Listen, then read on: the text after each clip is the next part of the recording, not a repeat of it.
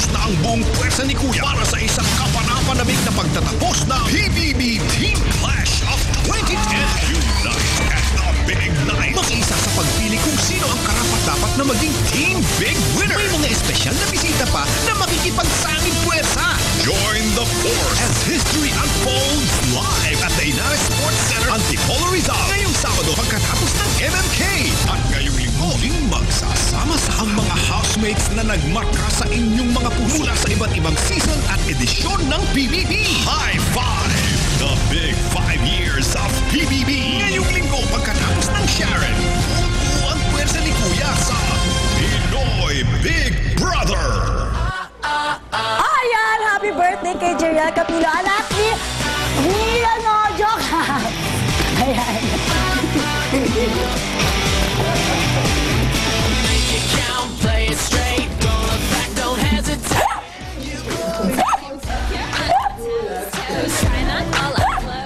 Okay. Hi to Jules Yanga and to Tito Leon. And happy birthday to Mary, Kenneth, Lysol, Uison, and Marian Cular Adriano from Eric Adriano. At syempre, grabe, imagine back-to-back talaga sa Saturday, big night na naman. It's the end of another era. Tapos, sa Sunday naman, hindi ko yata kakayanin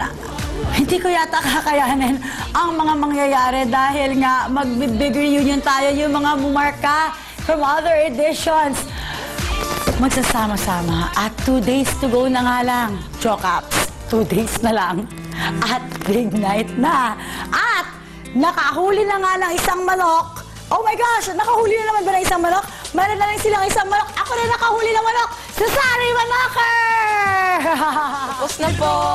Grabe. Oo. Good job, guys. Tagan kay Kuani. Kaya dapat ako rin nakahuli ng manok eh. Kaya lang, pinutol nyo. Ito si Sari Manoker. Lakas baliw. What are they doing? May mga chicks naman doon. Yung mga manok mamaya maglilay ng golden eggs. Nahuli na lahat ng mga manok.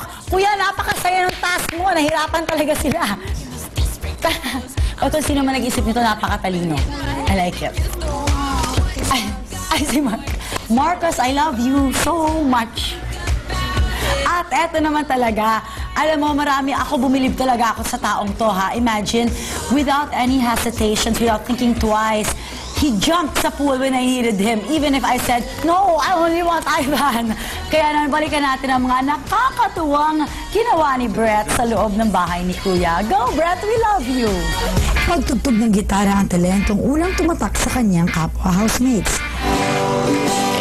That you'll see someday that I can't live without you. And I know what I say is true, cause I'm so stuck on you, girl. Brett Allen Jackson II, ang ating housemate from Dumaguete na crush daw ng mga babae. Ako si Brett. Ako yung ako na yung bata. Nagigitara. Dahil ba sa kanyang pagkanta, sa kanyang breakfast, o sa kanyang pagpapatawa, ang lahat ng ito ay nakita ng babaeng pinakamalapit sa kanya sa loob ng bahay ni Kuya. Maraming natutunan sa loob ng bahay.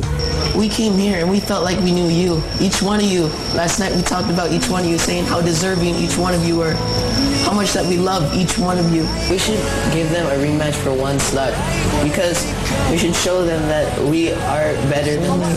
I was mad because I feel like you're mean to me and not to everyone else. It's not even the right thing.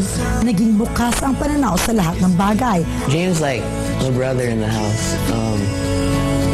And plus, he's been here as long as I have, and it's not his fault that he got sick. At sa pagdalaw ng ama, lalong lumaki ang kanyang pag-asa.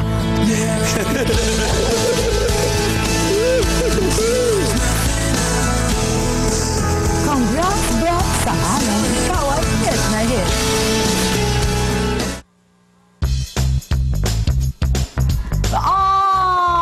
Alam mo, si Ogie nanonood. Tapos dati, yung first time na natatanda ko ni Love ko si Brett was the time na yung nagkaroon ng clash yung mga international at saka yung mga Pinoy, talagang doon lumabas na so si Brett ang dami niyang emotions, talagang minahal niya sila, na-hurt siya ng bongga-bongga. At ngayon magbabasa ulit ako ng imaginary ang tweet naman. Sabi dito, wow Mariel, you're so skinny. Ito, grabe, sana magkaroon ng moment ang mga maliit na bahay ni Kuya. O, ang dami nilang moment. Maraming salamat sa lahat ng mga nag-tweet sa amin dito sa @CashUber. Again, don't worry, sa aming pagbabalik, meron ulit ang tweet naman dito pa rin sa Pinoy Big Brother King Clash. Over!